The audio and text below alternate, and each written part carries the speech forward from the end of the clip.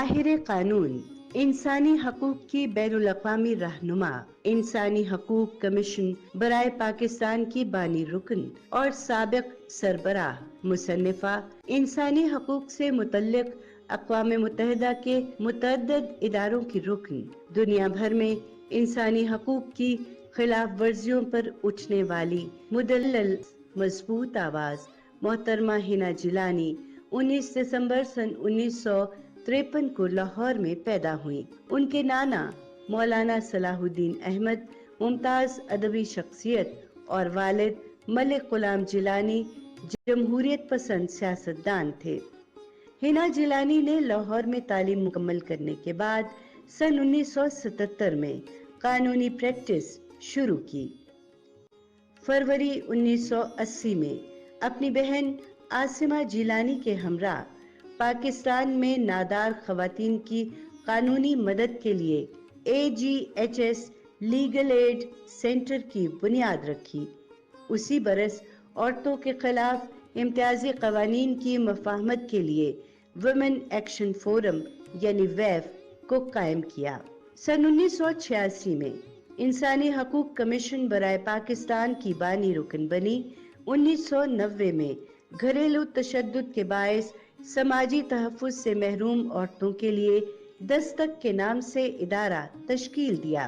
انسانی حقوق کے لیے بے خوف آواز اٹھانے کی پاداش میں حنا جیلانی کو ریاستی مخالفت، دھمکیوں، کردار کشی اور انتہا پسند عناصر کے ہاتھوں قاتلانہ حملوں سمیت ہر طرح کے دباؤ کا سامنا رہا۔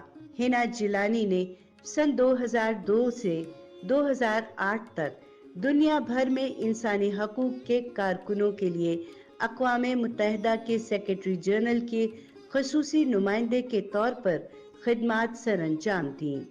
بین الاقوامی تحقیقاتی کمیشن کی رکن رہی۔ 2009 میں حنا جیلانی غزہ تنازع میں اقوام متحدہ کے تحقیقاتی کمیشن کی رکن رہی۔ سن 2017 میں عالمی ادارہ صحت نے انہیں عورتوں اور بچوں کے حقوق کے اعلیٰ سطحی ورکنگ گروپ کی مشترکہ سربراہی سونپ دی۔ سن 2000 میں ایمنسٹی انٹرنیشنل نے حنا جیلانی کو جینٹر سیگن ایوارڈ عطا کیا۔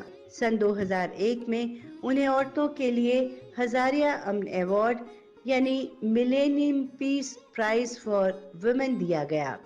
سن 2008 میں انہیں کارہائے نمایاں پر دی لائرز ایوارڈ سے نوازا گیا۔ سن 2016 میں ڈبلن کالج ٹرینٹی سے انہیں ڈاکٹریٹ کی اعزازی ڈگری عطا ہوئی۔ سن 2020 میں stock home human rights award دیا گیا۔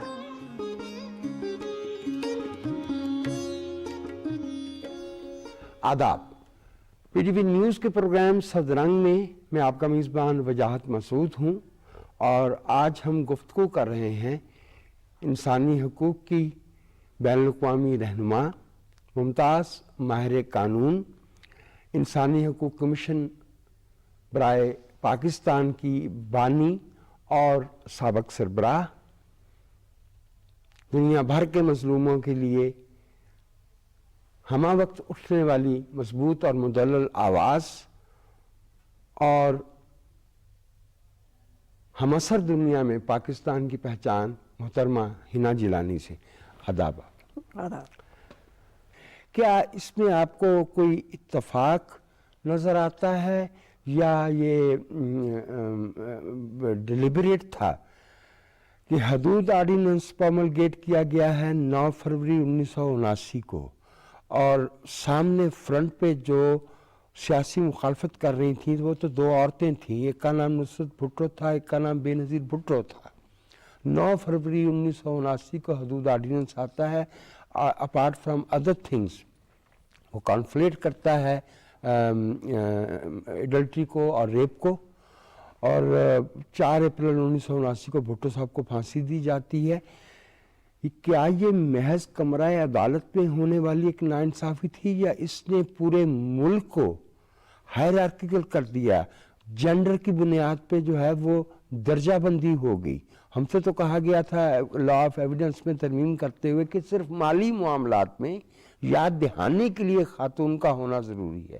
لیکن اگر میں غلطی نہیں کرتا تو رشیدہ پٹیل کیس میں تو قتل کے معاملے میں بھی جو ہے وہ گواہی آدھی رہ گئی. دیکھیے رشیدہ پٹیل کا نام آپ نے لیا ہے، بڑی اچھی وکیل تھی وہ، مگر ان کی یہ بہت بڑی غلطی تھی. انہی عدالتوں میں جانا، زنا آرڈیننس کو جو انہوں نے چیلنج کیا تھا ہمارے مشورے کے خلاف کیا تھا. ہم نے یہ کہا تھا کہ آپ اس پر ایک سٹیمپ لگوا دیں گی، اور وہ سٹیمپ لگ گئی. دیکھیے بات یہ ہے کہ ہیومن رائٹس ڈیفینڈرز جو ہیں، اور خاص طور پہ وکلا جو ہیں ہیومن رائٹس کے، ان کو ہر وقت ایک ججمنٹ کرنی پڑتی ہے کہ ہمارا فورم کیا ہوگا، کہاں ہمیں زیادہ اپنے موقف کو بیان کرنے کا موقع ملے گا یا اچیو کرنے کا موقع ملے گا. ہم نے یہ ڈیسائیڈ کیا تھا کہ that is the street is now where we should go. اور اسی طرح ویمنز ایکشن فورم نے قانون شہادت کے خلاف، یہ ڈسکریمنیٹری لاز جو دوسرے تھے، خاص طور پہ زنا آرڈیننس، اس کے خلاف وی ٹک ٹو دا اسٹریٹس. اور وہ جو اسٹریٹس تھیں وہاں سے آپ کو یاد ہوگا 12 فروری 1983 کہ پہلی دفعہ عورتیں اٹھیں اور ایک مارشل لا رجیم میں اٹھیں اور ایک عورتوں کے مسائل لے کر اٹھیں. حالانکہ یہ سب کو افیکٹ کرتا تھا سوسائٹی کو، مگر عورتوں کے حوالے سے ڈسکریمنیشن کے حوالے سے اٹھیں. پیٹنگ، لاہور کی سڑکوں پر پیٹنگ. بشرا، اعتراض، نگار احمد، تسنیم، ہمیں ایک ایک کی شکل یاد ہے کہ یہ ہوا. اور یہ کر کون رہا تھا؟ یہ پنجاب ویمن لائرز ایسوسیشن. اچھا، پنجاب ویمن لائرز ایسوسیشن کی کال تھی کہ ہم نے یہ چلنا ہے. ویمنز ایکشن فورم کے اس وقت اتنی شاید میچورٹی نہیں آئی تھی، اور وہ یہ سمجھتے تھے کہ یہ پولیٹیکل معاملہ ہے، ہمیں اس طرح سڑکوں پر نہیں جانا چاہیے. مگر ایونچولی پھر وہ میچورٹی آئی، ڈنڈے کھائے نا. ہاں، ڈنڈے کھائے تو میچورٹی آ گئی، سمجھ آ گئی کہ یہ ایک اسٹڈی گروپ نہیں ہو سکتا، دس از اے میس موومنٹ فار ویمن. اور اس دن سے پھر وہ ایسی میس موومنٹ بنی کہ ویمنز ایکشن فورم آج بھی ایک متحرک جماعت ہے جو ایک سیاسی سوچ سے خواتین کی جمہوریت کے حوالے سے، رول آف لا کے حوالے سے اپنا پروگرام بناتی ہے. کچھ جو بچ گیا ہے اس میں سے ایک ویف بھی ہے.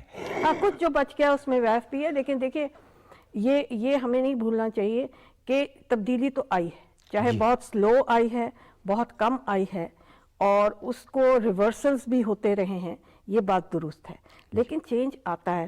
اب میں آپ کو ایک ویمنز ایکشن فورمز کی بات بتاؤں کہ پہلی دفعہ عورتوں کو یہ احساس ہوا کہ women's rights are not going to be promoted in isolation. اور ہم نے پھر جمہوریت کی موومنٹ کے ساتھ اپنے آپ کو جوائن کیا. ہم جیل بھی گئے. 1983 ستمبر میں 18 عورتیں جیل گئیں، اور اسٹریٹ ڈیمونسٹریشن کے دوران رکا نہیں. پھر وہ سلسلہ رکا نہیں. میرا خیال ہے میں تو تقریباً ایک دفعہ ہاؤس اریسٹ میں رہی ہوں 3 مہینے، ایک دفعہ میں جیل میں رہی ہوں. میرے خیال میں وہ تو مہینہ تقریباً تھا، اس سے زیادہ نہیں تھا. مگر متعدد بار اریسٹ ہو کے پولیس اسٹیشن تک تو پہنچی ہوں. جی ہاں، متعدد بار. جی ہاں. اور سو یہ چیزیں مشرف کے دور تک یہ سلسلہ جاری رہا. 2006 میں نہیں ہوا تھا میراتھن پہ؟ کیا ہوا تھا؟ میراتھن پہ ہوا تھا. پھر آپ کو یاد ہوگا ایک دفعہ بعد میں بھی یہ خواتین کر رہی تھیں کہیں ڈیمونسٹریٹ، وہاں پر سے بھی ان کو اٹھایا گیا تھا. یہ مشرف کے دور میں پنجاب میں پرویز الہی صاحب چیف منسٹر تھے.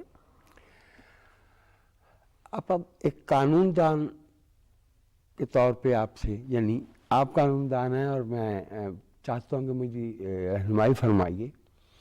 بہت سے ایسے معاملات آتے ہیں کہ قانون تو آپ نے بنا دیا اور ہمارے لوگ جو ہے وہ ہمارے لوگ بری ہو جائیں اور جیلوں میں پڑے رہیں کیونکہ باہر ان کو کوئی تحفظ نہیں دینے والا.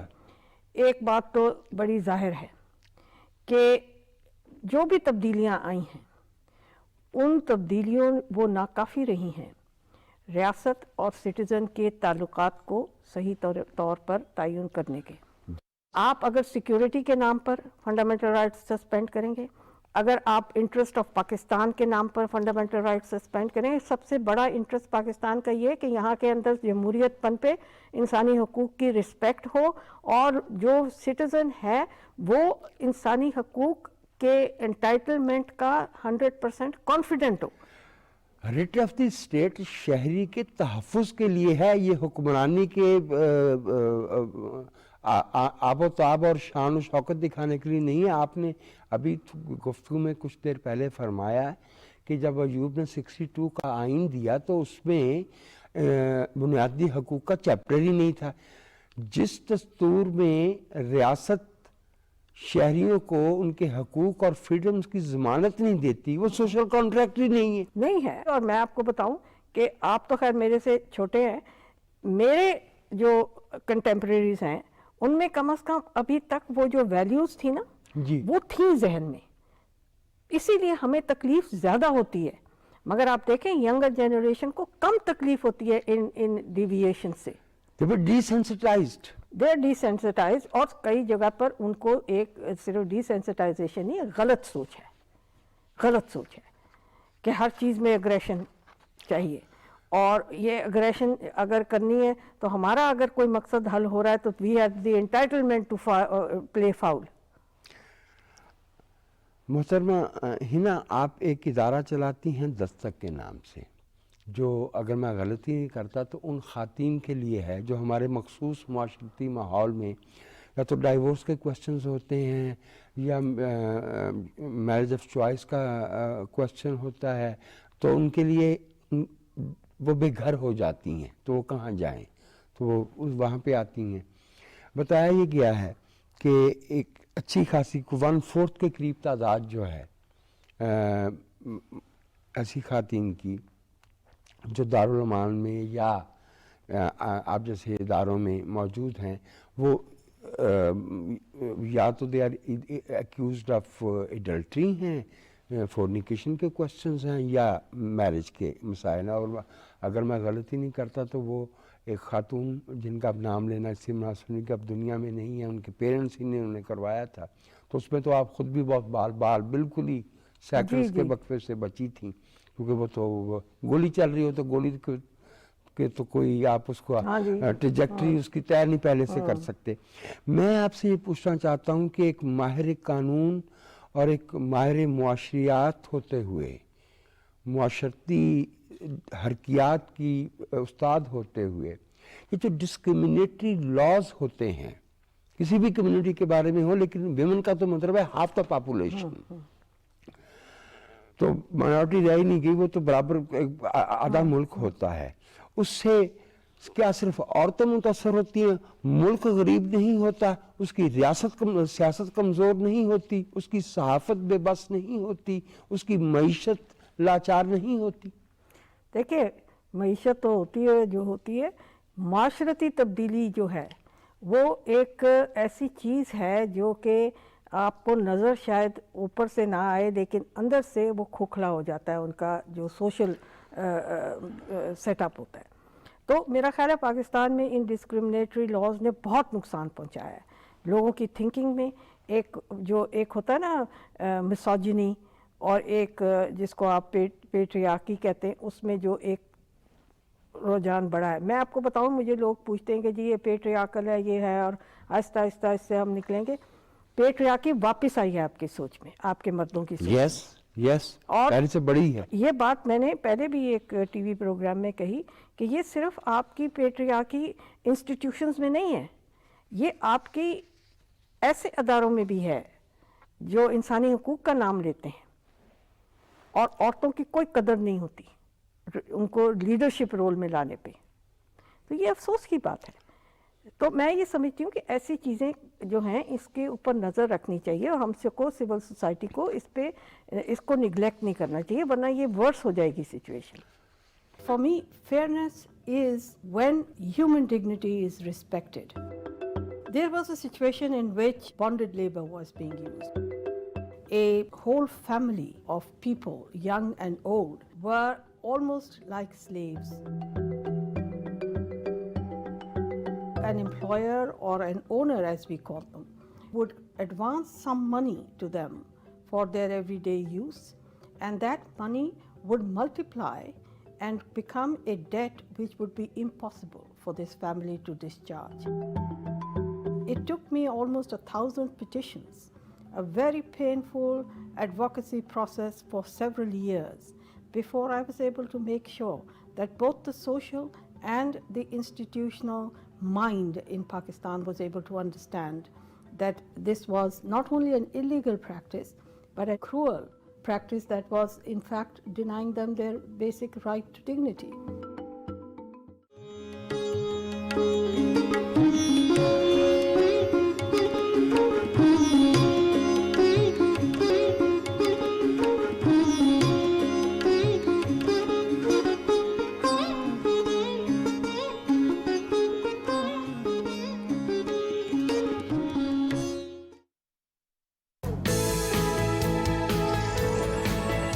पार्लियामान में जो नुमाइंदगी होती है उनको ये काबिश करनी चाहिए। वजीर भी बैठे हैं, वो कैसे फैसला करेगा कि जनाब शिकारपुर में कौन सा किस जगह स्कूल बनना चाहिए?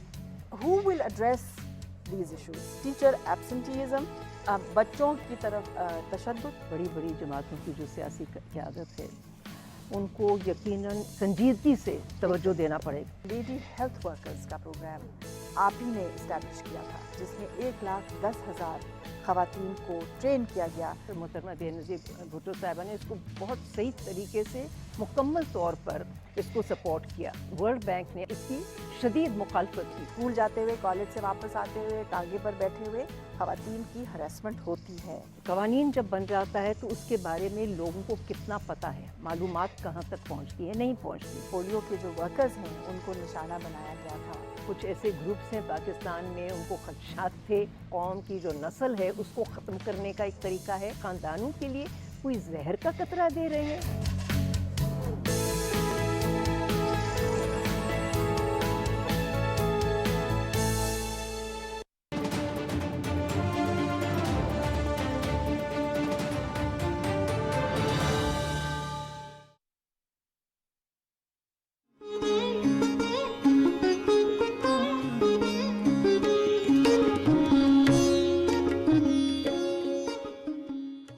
पीटीवी न्यूज़ के प्रोग्राम सदरंग में आपको फिर से खुशामदीद है और हम गुफ्तगू कर रहे हैं माहिर कानून और इंसानी हकूक़ की रहनुमा मोहतरमा हिना जिलानी से।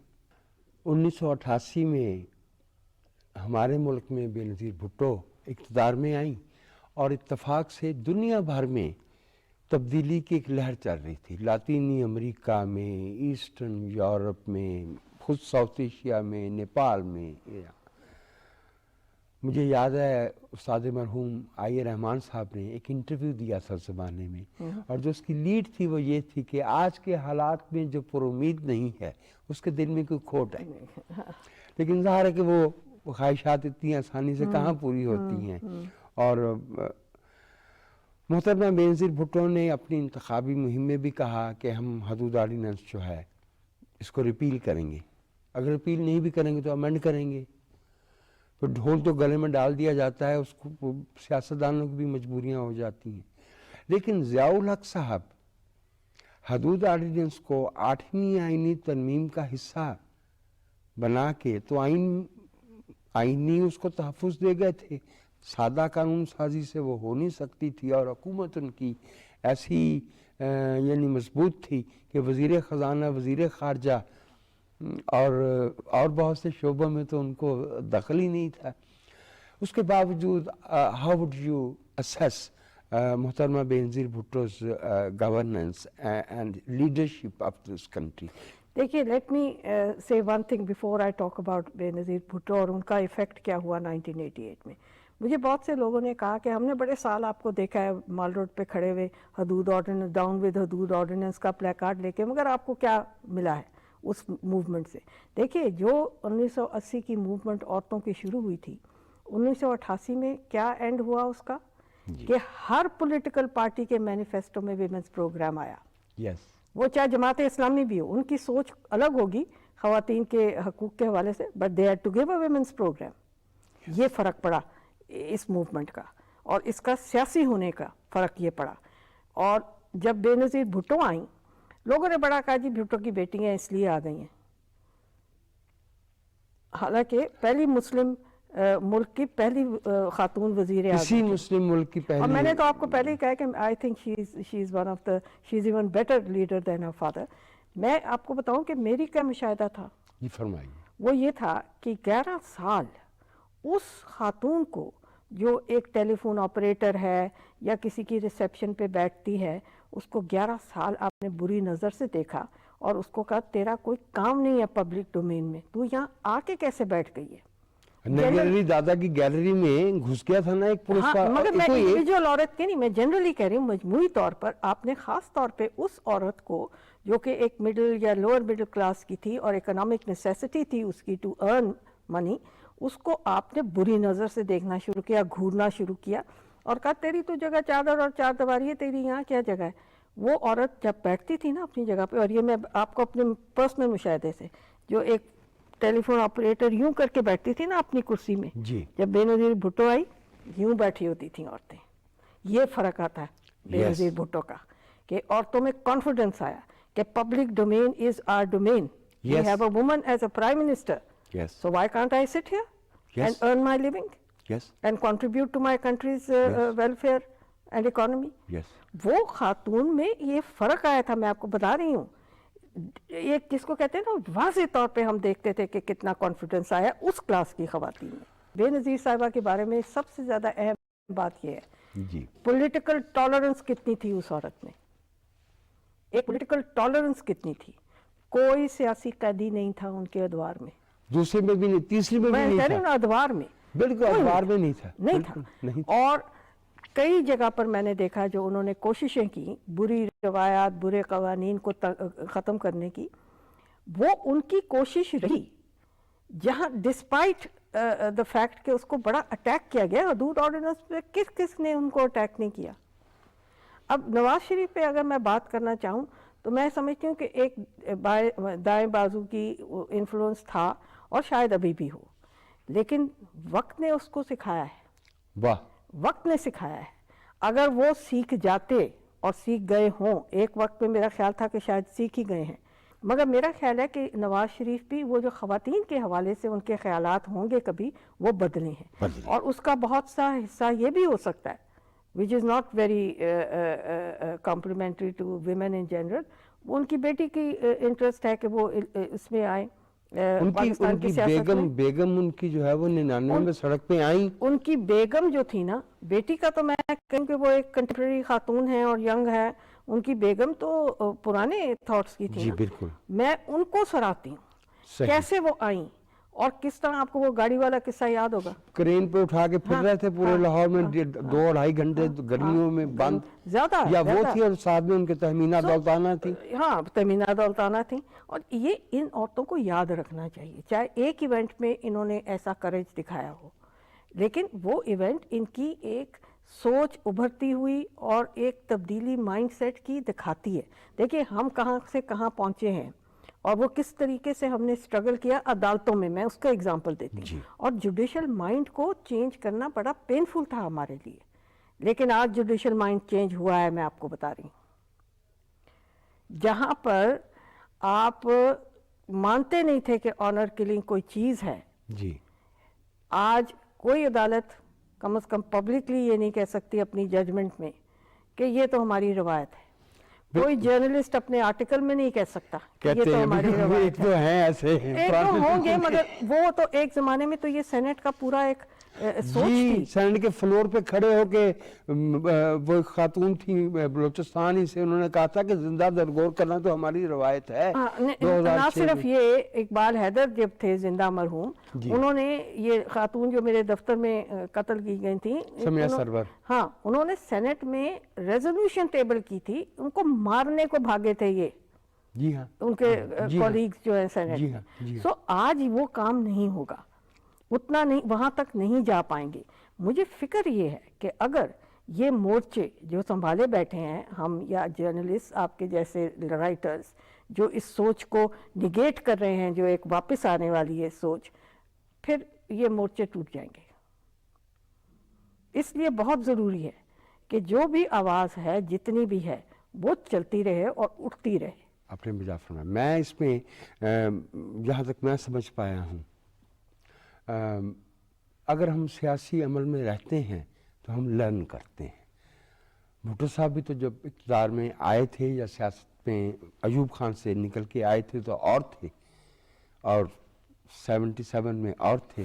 محترمہ بینظیر بہت کنٹمپریری تھیں, بہت فار ریچنگ ان کی آنکھ تھی, لیکن 88 میں اور تھیں, 90 میں اور تھیں, اور جو 2007 میں واپس آئی ہیں تو بالکل She was a different and a much more confident person. Mature تھیں. بہت mature میں ان کو ملنے گئی ہوں جب وہ کراچی میں ہی تھیں یہ کارساز کے واقعے کے بعد, تو وہاں پر میں جب ان سے بات کی hardly 15 minute, she didn't have time. مجھے لگا کہ یہ پاکستان اب شاید تر جائے گا اگر یہ خاتون آ گئی, بیکاز اس کی سوچ میں بہت فرق آیا تھا, اور جو ان کا طریقہ تھا وہ وہاں پہ بیٹھی تھی اپنے ورکرز کے ساتھ, وہ طریقہ بدل گیا تھا. خواتین ورکرز ان کے ارد گرد بیٹھی تھیں جس کمرے میں میں گئی ہوں ان کو ملنے, اور میں سمجھتی ہوں کہ ان کا جو اسیسینیشن ہے that is one of the biggest tragedies that happen to Pakistan. I would tend to concur. I would agree. ایک چونکہ آپ کا انسانی حقوق کے بین الاقوامی سطح پہ بھی جو اسی طرح سے کنٹریبیوشن رہا ہے, محترمہ بینظیر اقتدار میں تھیں جب ہم نے CEDAW کو لے کے چلے, پھر یہ جو تیسرا دور آیا, چوتھا دور آیا پیپلز پارٹی کا, اس میں ہم نے ICCP اور ICSCR بھی لے لیا, اور کچھ تحفظات بھی واپس لے لیے. کیا ہمارے جیسے ملک میں جہاں بائی اینڈ لارج, سب نہیں لیکن by and large bureaucracy sensitised نہیں ہے, ان کا یہ خیال ہوتا ہے کہ یہ جو انسانی حقوق کی بات ہے یہ بیرونی دنیا کو مطمئن کرنے کے لیے ہے, یہ ہمارے ملک کی انڈیجنس ضرورت نہیں ہے. بہت سی لیجسلیشن ہم ایسی دیکھتے ہیں کہ بھائی اس کی تو ضرورت ہی نہیں تھی, آپ یا یہ کہ یہ افیکٹو نہیں ہو پائے گی آن دی گراؤنڈ, لیکن وہ اس لیے کی جاتی کہ ہم فلاں کو دکھا سکیں گے دیکھیے ہم نے یہ بھی کر دیا ہے. جیسے یہ جرنلسٹوں کی پروٹیکشن والا جو ہے, یہ جرنلسٹوں کی پروٹیکشن کی بات کریں, ساری وہ باتیں آئین میں موجود ہیں ہر شہری کے بارے میں جو اس میں ڈال دی گئی ہیں, لیکن جرنلزم تو پروٹیکٹ ہوگا جمہوریت میں. بالکل صحیح بات تو ہے. جمہوریت میں ہو پائے گا, اور ایک پیٹریارکل سوسائٹی ڈیموکریسی کی طرف نہیں جا سکتی, اور ایک اتھارٹیرین سوسائٹی جو ہے جہاں اتھارٹیرین رول ہو وہاں پہ پیٹریارکی ختم نہیں ہو سکتی. آپ درست کہہ رہے ہیں. میں صرف 2 چیزیں کہوں گی آپ کے اس کامنٹ اور سوال کے حوالے سے. دیکھیے بے نظیر بھٹو اور پیپلز پارٹی کا جو ایک امپریشن رہا ہے ہمیشہ کہ یہ ایک پروگریسو پارٹی ہے, ٹالرنٹ پارٹی ہے, جمہوریت اور انسانی حقوق میں بلیو کرتی ہے, یہ سوچ آتی ہے لیڈرشپ سے. آپ نے ان کے 2008 سے لے کے 2013 کے دور کی بات کی, اس میں بھی بڑے کام انہوں نے کیے, مگر آئی ایم افریڈ کہ وہ لیڈرشپ پیپلز پارٹی میں نہیں ہے اس وقت, جو ایک ٹالرنس زیادہ ہو, جہاں جمہوریت کے لیے کھڑے ہونے کی پسلی ہو, اور جمہوریت کے لیے جس کو کہتے ہیں نا ایک پینفل سٹرگل کرنے کی صلاحیت رہ گئی ہو. آپ دیکھیے بے نظیر بھٹو نے کہاں اور کیا اس نے نہیں دیکھا, اور پیپلز پارٹی نے اس دور میں اور بھٹو صاحب کے دور میں کیا نہیں دیکھا. ٹھیک ہے نا. اب کی پیپلز پارٹی, وہ پیپلز پارٹی مجھے اب نظر اس لیے نہیں آتی, not just because I think کہ ان کی پروگریسو جو سوچ تھی وہ تھوڑی کمپرومائز ہوئی ہے, وہ لیڈرشپ نہیں رہی. شاید آگے چل کے نوجوانوں میں کہیں کچھ سپارک اور کچھ کرن تو نظر آتی ہے. مجھے جو اس وقت میں صورتحال دیکھ رہی ہوں اس میں تھوڑی سی امید پھر سے جاگی ہے, ورنہ ایک زمانے میں بہت ڈس ایلیوژن تھی کہ ہم جس یوتھ پر ڈیپینڈ کر رہے ہیں اس یوتھ کی سوچ کہاں چلی گئی ہے. تو اب مجھے تھوڑا سا نظر آ رہا ہے کہ وہ تھوڑا سا پھر سے اجاگر ہونا شروع. ینگ جذبہ جو ہے وہ دنیا کو جانتا ہے, ویلیوز کو دیکھتا ہے, پرکھتا ہے, اور ان کے پیروی جن چیزوں کی کرتا ہے وہ اس ایک فیئر اور جسٹ وے کو دیکھ کر کرتا ہے. دوسری چیز آپ نے جو ابھی ایک اور بات کی تھی انٹرنیشنل اس کے قوانین جو ہماری لیجسلیشن ہوتی ہے اور بیوروکریسی کس طرح سے چلتی ہے, اس پہ دیکھیے لیجسلیشن بہت ضروری ہے کیونکہ وہ ہمیں ایک ٹول دیتی ہے. دیکھیے نا, میرے پاس ایک عورت آئی اور اس کا ایک مسئلہ ہوا اور اس پہ کوئی قانون سازی نہیں ہوئی, تو میرے لیے بہت مشکل ہے کہ میں اس عورت کو یہ کہوں کہ بہن انتظار کر اور اپنی اس میں ڈسٹریس میں رہ جب تک کہ ہم قوانین نہ لے آئیں یا ہم سوشل تبدیلی نہ آئیں. I can't do that. تو مجھے پھر کہیں نہ کہیں سے کوئی ٹول ڈھونڈنا پڑتا ہے to get the relief that she needs. So legislation ایک ٹول ہے اور وہ بہت ضروری ہے کہ استعمال ہو. اور استعمال کا مطلب ہے ہم خود اس کو استعمال کریں, حکومت کی طرف نہ دیکھیں کہ یہ امپلیمنٹ ہو رہا ہے نہیں ہو رہا. آپ جائیں عدالت میں اس کو استعمال کریں قانون کو. سو یہ سول سوسائٹی کا بھی ایک ذمہ داری ہے. سو یہ میں ایز اے لائر اس بات کو بیان کر رہی ہوں. اسی سے آپ جوڈیشل مائنڈ میں بھی تبدیلی لائیں گے. 1985 میں جیلانی فاؤنڈیشن کی طرف سے ہم نے ایک کانفرنس کی تھی جس کے وجہ سے پھر اس کانفرنس کی وجہ سے انسانی حقوق کمیشن بنی تھی 1986 میں. اس سے پہلے انسانی حقوق کا نام ہی کوئی نہیں جانتا تھا. اب everybody wants their rights. اب انسانی حقوق ہر بندے کو چاہیے, وہ چاہے خود سب سے بڑا وائلیٹر بھی کیوں نہ ہو. اب آپ سے گفتگو کا سلسلہ تو جاری رہے گا. ہمیں ایک وقفے کے لیے جانا ہے.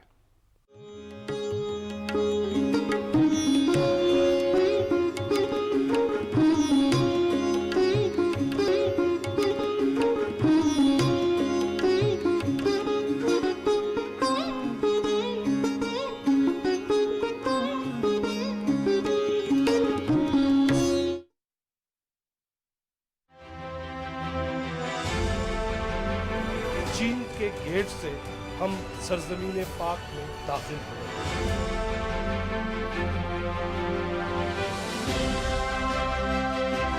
درگاہ بنائی جا رہی ہے جو دنیا کی تیسری سب سے گہری ہے. شاہ اللہ دیتا کہتے ہیں بدھا نے یہاں پہ اس غار کے اندر اپنی جو بھی عبادات تھیں, اس حوالے سے یہ بڑی تاریخی جگہ ہے. اب تو ہمارے ہاں بھی الیکشن جو ہے وہ قریب ہے.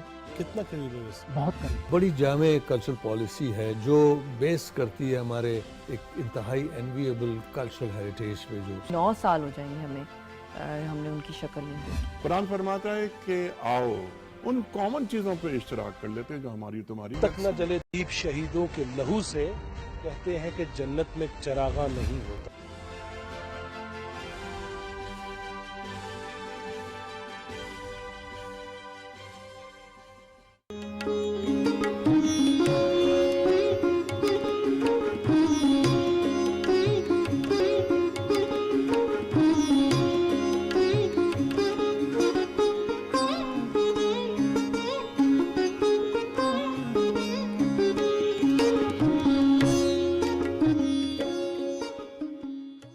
پی ٹی وی نیوز کے پروگرام سد رنگ میں آپ کو پھر سے خوش آمدید ہے, اور ہم گفتگو کر رہے ہیں ماہر قانون اور انسانی حقوق کی رہنما محترمہ حنا جیلانی سے.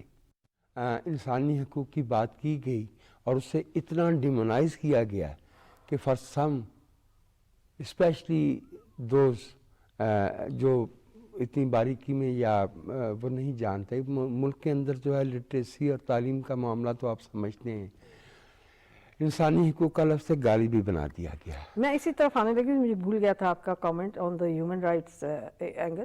دیکھیے, میں تو کسی کو مغرب میں کریڈٹ نہیں دینا چاہتی انسانی حقوق بنانے کے لیے. یہ بنے نہیں ہیں, ہم اس میں لے کر پیدا ہوئے ہیں. یس. اور ان کا شعور بھی ہمیں مغرب نے نہیں دیا. بالکل ٹھیک. مغرب کے بہت سے ایسے ممالک ہیں انکلوڈنگ جو نارتھ امریکنز جنہوں نے جینوسائڈ کی, یس, جنہوں نے سلیوری کی, جی, جنہوں نے کالونائزیشن کی, جی, انسانی حقوق لڑے. اور ہم کیا کر رہے تھے, ہمارے آباء و اجداد اسی سلیوری کے خلاف لڑ رہے تھے. جی, لوکل لیول پر. نہ صرف یہ کہ فورن کالونائزر کے خلاف, اپنے بھی آٹوکریٹس کے خلاف لڑ رہے تھے. دلہ بھٹی کس کے خلاف لڑا تھا؟ صحیح. خوشحال خان خٹک. خوشحال خان خٹک کس کے خلاف لڑے؟ آپ مجھے یہ بتائیں کہ اس سے زیادہ غلط سوچ کس کی ہوگی اور کس کو انفیریورٹی کمپلیکس ہوگا جو یہ کہے گا کہ انسانی حقوق تو ویسٹرن کانسیپٹ ہے. آپ کے سینچریز سے آپ کے آباء و اجداد لڑتے رہے ہیں انہی حقوق کے لیے جن کو آپ کہتے ہیں یہ ویسٹرن کانسیپٹس ہیں. جی ہاں. تو اس سے زیادہ شرم کی بات ان لوگوں کے لیے کیا ہوگی؟ I believe in human rights. Yes. as written in the international instruments, because वो हमारी struggle से आए हैं. जी हाँ. हम suppressed थे, हम victims थे, लिखे वहाँ न्यूयॉर्क में गए होंगे, और जब हम we मगर कहते हमारी हैं तो- experiences से लिखे गए. हम slaves रहे, Yes. हम suppressed people रहे. और जब हम वी कहते हैं तो उससे हम मुराद लेते हैं ह्यूमन स्पीशी. मैं ये कह रही हूँ कि उनकी सोच में ये आया कि ये चीज़ें नहीं होनी चाहिए थी, उन्होंने न्यूयॉर्क में लिख दिया. जी. मगर हमारे वहाँ यहाँ पर कोई ऐसा शख्स अगर ये कहे कि ये वेस्टर्न कॉन्सेप्ट है तो वो अपनी हिस्ट्री भूल रहा है, वो निगेट कर रहा है अपनी हर स्ट्रगल को जिससे हमें प्राउड होना चाहिए, अपने आबा व अजदाद की स्ट्रगल को. हमने बात शुरू की थी अप्रैल 1948 में पहले जुलूस और पहली कॉन्फ्रेंस जो लाहौर में हुई, और हम आ गए आज के दौर तक. अयूब खान तशरीफ़ लाते हैं तो फातिमा जना खड़ी होती है, ज़ियाउल हक तशरीफ़ लाते हैं तो बेनज़ीर नुसरत भुट्टो सियासी फ्रंट पे, और हमारी पढ़ी लिखी खातीन अनीस हारून से लेके इसमें शाहजहां तक, आसमा जहांगीर से लेके नीलम हुसैन तक खड़ी होती हैं. परवेज़ मुशर्रफ आते हैं. वो मुझे याद है जब वो सारे हमारे रोशन ख्याल अहबाब जो थे वो डेवोल्यूशन करवाने चले गए थे तो भी 4-5 लोग रह गए थे जिन्होंने कहा था कि भाई डिक्टेटर और बेनेवोलेंस या रोशन ख्याली ये दो ये ऑक्सीमोरोन है, ये कैसे एक बात हो पाएगी.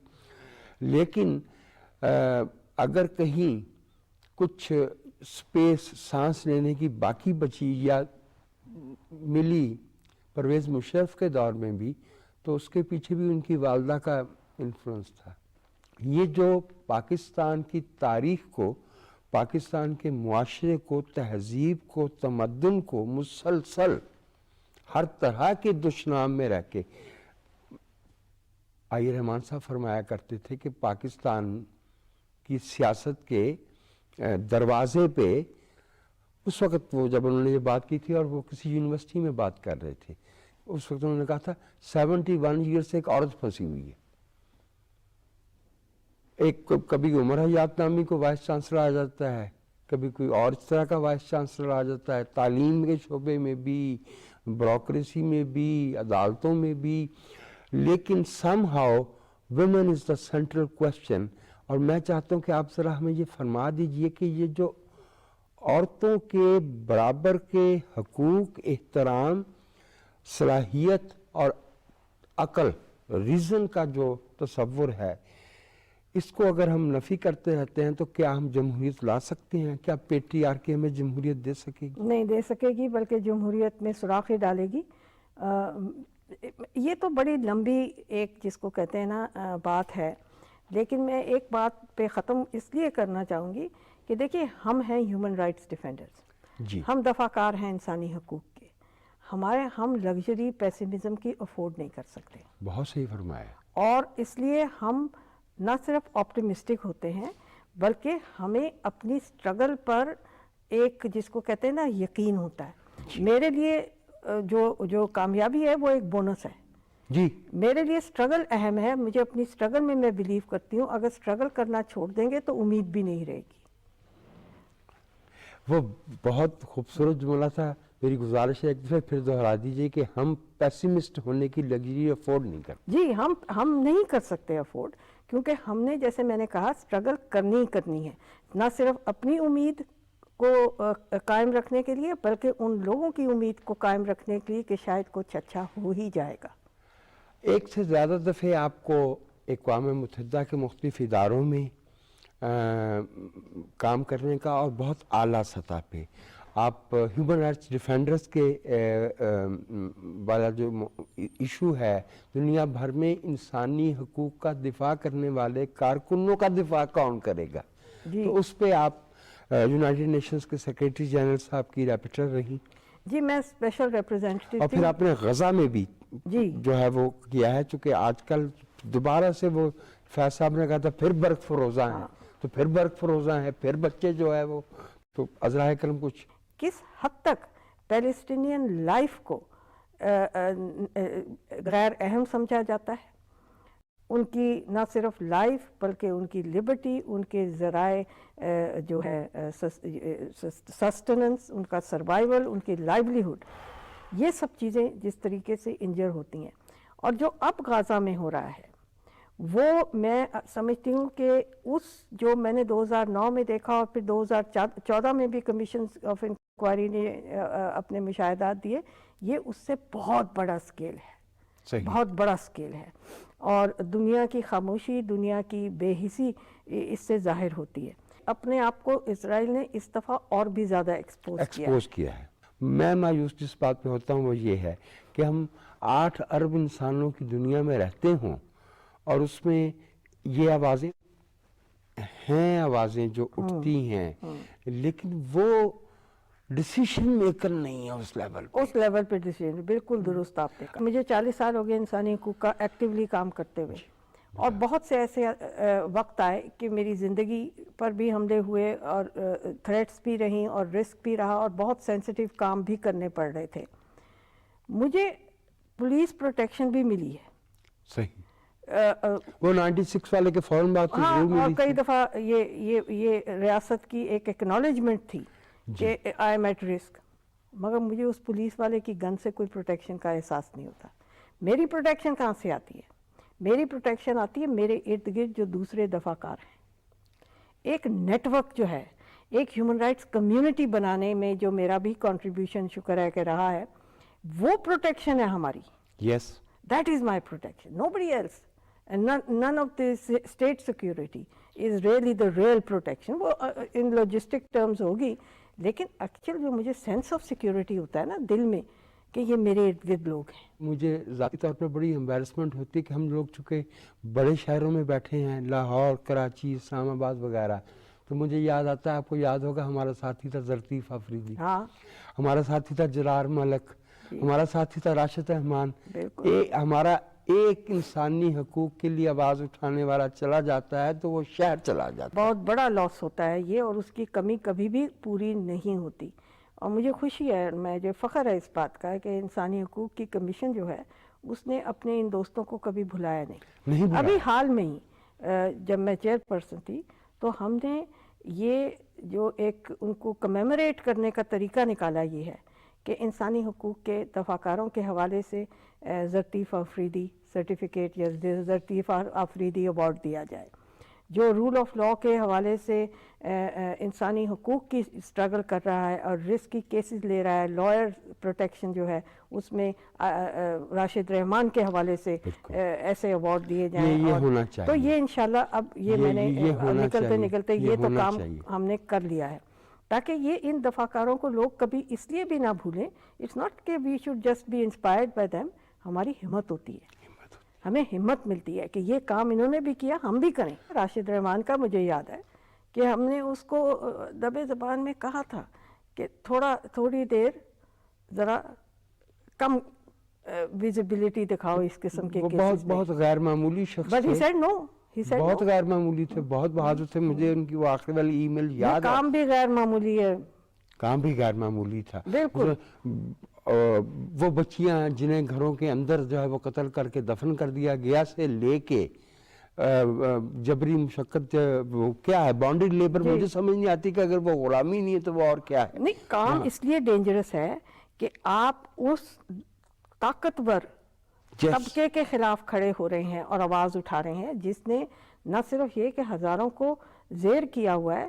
This is dangerous work. Human rights defenders, I think, know this. جب یہ کام کرتے ہیں وہ ill-informed نہیں ہوتے، ان کو پتہ ہوتا ہے کس طاقت کے خلاف آپ کھڑے ہیں. محترمہ ہینا جیلانی، ہم چاہتے تھے کہ یہ باتیں آپ کے دہن سے، آپ کی آواز میں یہ ریکارڈ ہوں اور یہ پاکستان کے لوگوں تک یہ آواز جو ہے یہ پہنچے. آپ کی آواز کبھی دبی نہیں اور راستے آپ نے ہمیشہ نکالے ہیں اور لوگ جانتے ہیں. بہت عنایت. مجھے بہت اچھا لگا آپ سے بات کر کے. Thank you. آپ کی مہربانی. ناظرین، یہ ہمارا پروگرام سد رنگ دیکھ رہے تھے جس میں ہم بات کر رہے تھے انسانی حقوق کی رہنما اور ماہر قانون محترمہ ہینا جیلانی صاحبہ سے. اب تک کے لیے اتنا ہی، پھر ملاقات ہوگی. آداب. है।